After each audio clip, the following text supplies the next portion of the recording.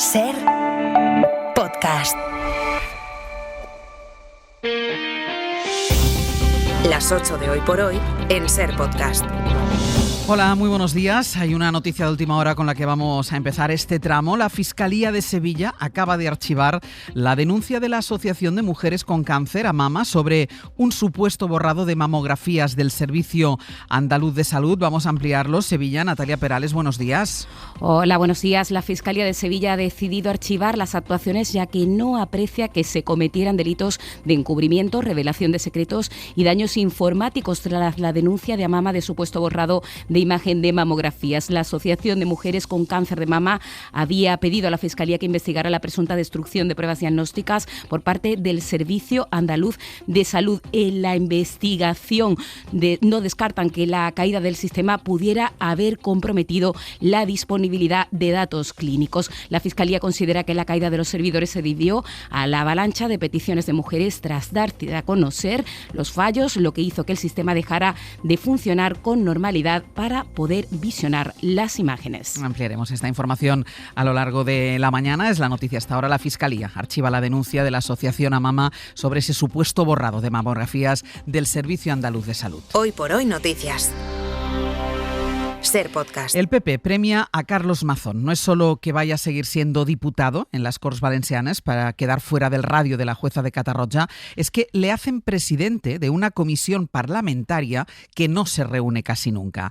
En los últimos 5 años, de hecho, esa comisión se ha reunido solo una vez, pero al darle el cargo, el PP garantiza a Mazón que tendrá más que el sueldo de un diputado raso. Tendrá 630 euros brutos más al mes. El PP registró ayer este cambio en la víspera de que hoy mismo Juanfran Pérez Llorca tome posesión. Se va a convertir ya oficialmente en el nuevo presidente de la Generalitat Valenciana después de la investidura que escenificó la sintonía entre PP y Vox. Sintonía que se quiebra ahora a nivel nacional, a las puertas de las elecciones extremeñas, a cuenta de la moción de censura contra Pedro Sánchez que Abascal le pide a Feijóo que presente ya, pero que Feijóo no quiere presentar porque le faltan apoyos. Sastre, buenos días. Buenos días, Barceló. Otra cosa es la Comunidad Valenciana, donde hoy empieza la etapa sin Mazón, pero con Mazón como diputado. Por presidir esa comisión que no se reúne casi nunca, percibirá 8.800 euros al año. Radio Valenciana, Talents, buen día. Buen día. Carlos Mazón será el portavoz en la Comisión del Reglamento de les Corts, una comisión que en los 2 años y medio que llevamos de legislatura no se ha reunido ni una sola vez.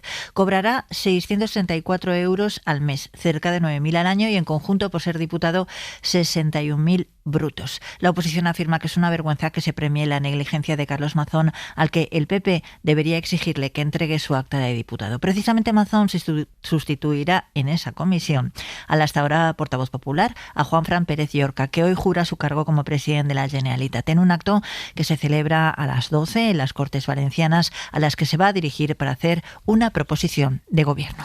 Es interesante cómo Valencia fue ya con Mazón el territorio donde más pronto y más fácil se pusieron de acuerdo el PP y Vox. De hecho, aquellas prisas de Mazón por comprar la agenda de Abascal acabaron perjudicando luego las expectativas electorales de Feijóo en las generales. Y ha vuelto a pasar que PP y Vox se han puesto de acuerdo para designar al sustituto de Mazón en Valencia, aunque los términos de ese acuerdo no los conocemos, no ha habido documento, al menos público. Y ocurre que Valencia es una especie de tregua o de excepción. A unos días de que empiece la campaña extremeña, decíamos, PP y Vox confrontan ahora por cómo atacar al gobierno de Pedro Sánchez, que está, como saben, sin apoyos parlamentarios, asediado por la corrupción, con Ábalos de hecho en la cárcel y dispuesto, aunque sea desde la prisión, a atacar a Sánchez. Después de la manifestación del domingo, Abascal reta a Feijóo a que presente una moción de censura. Julia Molina, buenos días. Buenos días. En Vox han encontrado un elemento para elevar la presión sobre los populares, la moción de censura. Abascal quiere mostrarse como el líder de la oposición más frontal a Sánchez frente a un Feijóo poco contundente. El señor Feijóo, que puede presentar una moción de censura, dice: pues como no quiero presentarla, para disimular, convoco una manifestación en domingo. No digo que no haya que salir a la calle, pero cuando uno tiene capacidad de hacer otras cosas, pues que haga. Y los que podemos hacer, hacemos. Abascal insiste en que Feijóo debe dejar los gestos y pasar a la acción, mientras que en el PP repiten la misma idea. ¿Tenemos votos? No. ¿Vamos a hacer una moción de censura abocada al fracaso para darle oxígeno a Pedro Sánchez? Tampoco. Aunque solo han pasado 5 días desde que PP y Vox pactaron en Valencia, los dos partidos se esfuerzan ahora por escenificar su distancia. A las puertas de la campaña extremeña, en Vox buscan evidenciar que si el PP quiere un pacto, no les saldrá gratis. En Extremadura tendrán como mínimo que asumir todo lo que han aceptado en Valencia. La señora Guardiola debería contestar qué es lo que le molesta de estos acuerdos, porque no lo ha dicho. Pero es una pregunta que no pueden contestar. porque el Partido Popular defiende una cosa en Valencia y otra en Extremadura. Quieren así retratar a Guardiola, que no quiso pactar con ellos esas medidas para sacar adelante los presupuestos. Miguel Tellado estará hoy en Valencia en la toma de posesión de Juanfran Pérez Llorca, que es una de las citas políticas del martes. La otra va a estar en la Moncloa, donde el Consejo de Ministros prevé aprobar la subida del sueldo de los funcionarios. El Gobierno querrá proyectar así la imagen de que la legislatura avanza, a pesar de que no tiene apoyos para aprobar unos presupuestos y a pesar de los casos de corrupción. Y no son esos los únicos problemas que afronta el PSOE esta mañana. Otro problema se llama Paco Salazar. Ayer el diario.es adelantó que el PSOE había dejado en suspenso las denuncias internas que se habían presentado por comportamientos misóginos contra Salazar, que es un poderoso exasesor que trabajó en el Palacio de la Moncloa. Ferraz dijo primero que lo archivaba porque Salazar se había dado de baja del partido. Luego, al publicar el diario esta noticia, dijo Ferraz que sigue con la investigación por las denuncias de acoso laboral y sexual. Y lo que hoy publica el diario.es son las denuncias de dos mujeres que trabajaron en la Moncloa bajo las órdenes de Paco Salazar, que ahora hace de consultor externo para el PSC, según este periódico. Estas denuncias fueron presentadas en el canal interno de los socialistas, aunque desaparecieron de allí 5 meses después. Una de las mujeres denunció desde un ordenador, incluso fuera de Madrid, por pánico a ser descubierta. Una trabajadora de Moncloa escribe: el comportamiento de Salazar destilaba misoginia y baboseo. Salía del baño a medio vestir y no se subía a la cremallera hasta que estaba cerca de tu cara porque tú estabas sentada y él de pie. Sigue escribiendo: Salazar escenificó en medio del despacho, estamos hablando del complejo de la Moncloa, una felación sin venir a cuento. En privado, dice ella, sobrepasaba otras líneas. Pero esta empleada anota en ese mismo canal interno: no entro en detalles por este medio porque no me transmite la seguridad de que esto no vaya a tener consecuencias. Explica el diario que el equipo que formó Salazar en Moncloa eran casi todo mujeres y jóvenes con un currículum brillante. Y sin embargo, estas denunciantes describen: cuando le llevabas a Salazar un trabajo para que lo viera, decía que ahora es cuando él le ponía una mijita de su polla. Todo esto es textual. La otra denunciante añade: Salazar llegaba y te decía el buen culo que te hacía ese pantalón o te pedía que le enseñaras el escote. Todo esto cuando la actualidad en torno al PSOE la acaparaban Ábalos y Koldo en la cárcel y con Santos Cerdán en libertad provisional. El PP ha llamado a Cerdán para que declare en la Comisión de Investigación del Senado el próximo día 17, es decir, a solo unos días de que se vote en Extremadura. Sabe el PSOE que tiene todo en contra para afrontar la primera cita del ciclo electoral que se abre este mes en nuestro país. Ana Fernández Vila, buenos días. Buenos días. En el PSOE se preparan ya para el mal trago que asumen que va a suponer la comparecencia de Cerdán en el Senado, un reencuentro desagradable, admiten, y en directo, que se dará a 4 días de que se abran las urnas en Extremadura, donde además concurren con su candidato imputado en el caso del hermano de Pedro Sánchez. Así que los socialistas buscan a contrarreloj la manera de salir de un marco que les perjudica, pero que creen que también se le puede volver en contra a Feijóo. Creen en Ferraz que la estrategia de agitar las calles y de apostarlo todo a la corrupción solo beneficia a Vox. El objetivo ahora en Moncloa es dejar de estar a la defensiva y salir a la ofensiva, demostrar que el gobierno sigue gobernando al margen de la realidad hiperbólica, aseguran, que dibuja el PP, mientras redoblan esfuerzos para tender puentes con los socios, con Junts en concreto, tras los pasos erráticos, dicen, de Feijóo hacia los empresarios catalanes. Esta mañana, de hecho, y esto es llamativo, Pedro Sánchez va a dar un par de entrevistas en Cataluña y tiene que ver con eso, en cómo el PP pidió a los empresarios catalanes que presionen, que convenzan a Junts para que apoye una moción de censura, a lo que Junts respondió que a los empresarios catalanes Feijóo no tiene que pedirles ayuda, lo que tiene que pedirles es perdón. El gobierno está buscando si esto le abre al final una vía para acercarse otra vez a Junts, que le ha anticipado a Pedro Sánchez que le va a bloquear todas las iniciativas que lleve al Congreso. Y hay 2 nombres más que marcan el día. Uno es menos conocido, aunque es muy relevante: Rafael Justes, el coronel que está al frente de la UCO y que ha sido, por tanto, el responsable de esta unidad de la Guardia Civil que ha investigado al entorno del presidente del gobierno. El Consejo de Ministros prevé ascenderlo hoy a general, por lo que el gobierno tendrá que elegir quién le sucede en un puesto tan sensible. En la Guardia Civil dicen que el relevo estaba previsto ya desde antes de que estallaran los escándalos. Javier Bañuelos.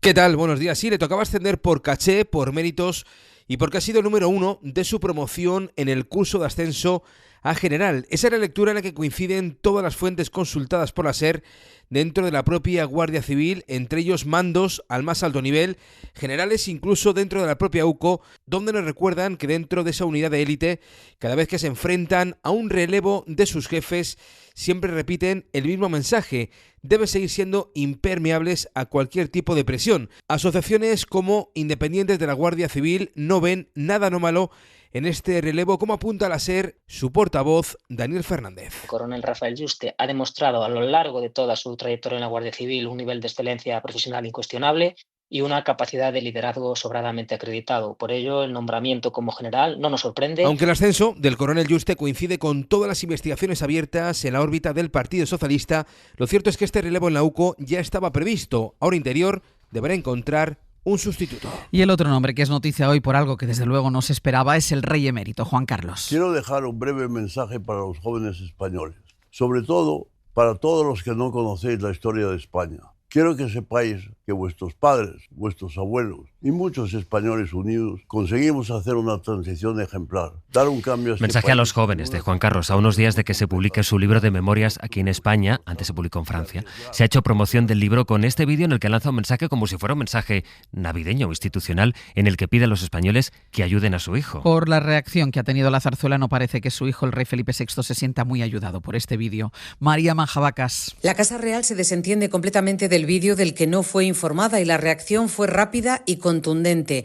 No es ni oportuno ni es necesario el vídeo del rey emérito dirigido a los españoles, sobre todo a los jóvenes que no vivieron la transición, para que sepan que fue ejemplar y que dio un cambio a España en unas circunstancias muy complejas. Tras esto llega la petición. Os pido que apoyéis a mi hijo, el rey Felipe, en este duro trabajo que es unir a todos los españoles y que España siga siendo y jugando un papel tan relevante en el mundo. Gracias por escucharme. Es la primera vez en la que el rey Juan Carlos dirige un mensaje a los españoles desde que abdicó en 2014, un vídeo que se ha distribuido justo días antes de que mañana se publiquen las memorias del rey emérito en España. En un minuto actualizamos en qué punto está la crisis de la peste porcina en España. Las 8 de Hoy por Hoy en SER Podcast. En medio de la preocupación por hasta dónde pueden llegar los efectos de la peste porcina, al menos los últimos mensajes permiten cierto alivio, por una parte porque, según el gobierno catalán, el brote de esta enfermedad, que no se transmite a humanos, eso es importante, no se ha extendido más allá de la zona que desde ayer está barriendo ya la unidad militar de emergencias. Hoy llegan a Barcelona expertos veterinarios de la Comisión Europea. Y por otra parte, alivio porque China, que acapara casi la mitad de las exportaciones extracomunitarias y el año pasado compró más de 1.000 millones de carne de cerdo español, lo va a seguir comprando. Solo restringirá la carne que proceda de Barcelona. Lo anunció anoche el ministro Planas. Hemos confirmado que China aplica efectivamente la regionalización que fue firmada hace escasamente 3 semanas. Se aplica exclusivamente la regionalización a la provincia de Barcelona en el caso de China. En Barcelona se trabaja para contener un brote del que se investiga si propagó un bocadillo con embutido contaminado. Radio Barcelona, Sergi López, buen día. Hola, buen día. Esa es la hipótesis principal, aunque falta la confirmación de los investigadores, también pendientes de los resultados del laboratorio para saber la cantidad de animales que han muerto por el brote. Hasta ahora son 2 jabalíes confirmados. El conseller d'Agricultura, Òscar Ordeig, molt important el que fem d'aquí a divendres. Dice que es muy importante el trabajo que se haga hasta el viernes, que la prioridad es conseguir que ningún jabalí entre en el circuito de la alimentación de las granjas y que no se pueda escapar del radio de seguridad establecido. Hoy va a seguir el barrido del Parque Natural de Collserola a cargo de la UME y de los agentes rurales para localizar posibles nuevos cadáveres, porque desde que un animal contrae la enfermedad hasta que muere puede pasar una semana. Estos trabajos se están utilizando para realizar los drones y se está procediendo a la desinfección de la zona. Donald Trump confirmó ayer que había hablado con Nicolás Maduro, pero no quiso decir si la conversación fue bien o mal. Esta madrugada, la agencia Reuters, citando 3 fuentes distintas, ha contado cómo fue esa conversación. Y según Reuters, Trump dio a Maduro un ultimátum que acabó el viernes pasado. Tenía hasta el viernes pasado para abandonar Venezuela. Maduro no ha cumplido y por eso Washington decretó el cierre del espacio aéreo venezolano hace unos días. A cambio de aceptar ese ultimátum, Maduro habría pedido un indulto para él y su familia y que Delcy Rodríguez lidere la transición. Pablo Morán, buenos días. Hola Ángels, buenos días. Esto es lo que cuenta Reuters, aunque no hay confirmación ni desmentido oficial. Exacto, tanto Washington como Caracas están siendo herméticos desde el principio sobre estos contactos directos entre Trump y Maduro, que la prensa estadounidense ya señaló hace días, aunque no con tanto detalle. Ese abanico de condiciones que rechazó Trump, en menos de 15 minutos, por cierto, que duró la llamada, incluyó el levantamiento de sanciones para un centenar de funcionarios chavistas, pero el presidente norteamericano exigió a Maduro su marcha incondicional. La llamada fue el 21 de noviembre, el ultimátum terminó el viernes, como decías, y anoche Trump se reunió con sus asesores para analizar los próximos pasos. En Caracas, el propio Maduro... Hemos vivido 22 semanas de una agresión que se puede calificar como terrorismo psicológico. Todo esto mientras la Casa Blanca intenta arreglar la última polémica del jefe del Pentágono. La prensa señala a Pete Hegseth por ordenar la eliminación de 2 supervivientes de uno de sus ataques a las lanchas a las que vinculan con el narcotráfico. Después de asegurar que esas informaciones son falsas, la Casa Blanca dice ahora que la decisión final del ataque fue del comandante al mando de la operación. Gracias, Pablo. A ti hasta ahora. Y aquí en España, solo 1 de cada 200 personas que están en situación de pobreza reciben una renta mínima de su comunidad. Son apenas el 6%. Marina Fernández. Desde la creación en 2020 del ingreso mínimo vital, una ayuda estatal pensada para complementar y no para sustituir las autonómicas, 13 gobiernos regionales han decidido eliminar de facto la renta mínima de inserción y una vez más el caso más llamativo es el de la Comunidad de Madrid. Según este informe que acabamos de conocer, el Ejecutivo madrileño ha pasado de destinar a estas ayudas 133 millones en 2020 a 6.700 en 2024, un tijeretazo del 95%. Aragón, Castilla-La Mancha, Castilla y León y Andalucía también han ejecutado recortes por encima del 80%. El resultado es una pérdida global de casi 400 millones de euros que han dejado de recibir familias y personas en situación de pobreza o en riesgo de exclusión social. Solo Canarias, Baleares, la Comunidad Valenciana y País Vasco han aumentado el presupuesto para estas ayudas. Para no perderte ningún episodio, síguenos en la aplicación o la web de la SER, Podium Podcast o tu plataforma de audio favorita.